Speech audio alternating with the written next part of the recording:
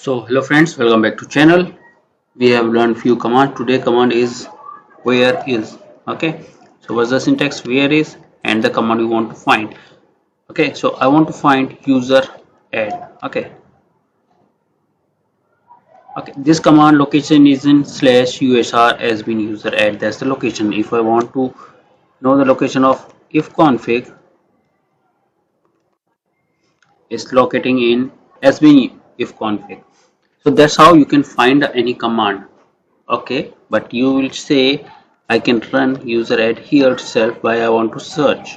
So whenever you are creating a script or you are passing some parameter in some files, so you should give absolute path which we have discussed. So what's the absolute path? Which start with slash. Okay, when we are doing user add, this is not the absolute, this is relative path. If you want absolute path, it should be has been if config. Okay, so whenever we are writing a script, we are giving absolute path of every commands. So where is the command to find any of the command, the location of this commands, like power off, shutdown.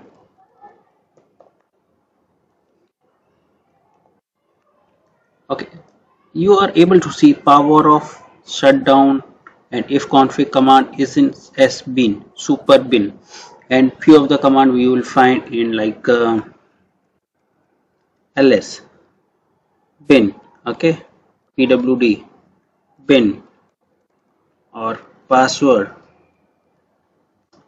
is /usr bin. So whatever command we are running, we are able to run using a normal user, that's reside inside a bin, and whatever command we are running with the super user, that is coming from /bin. If you want to pass that parameter in some script or some file, config file, you should use absolute path. So finding absolute path of any command, you can do whereis and the command. It's very simple. It will give you that thing and you can use it.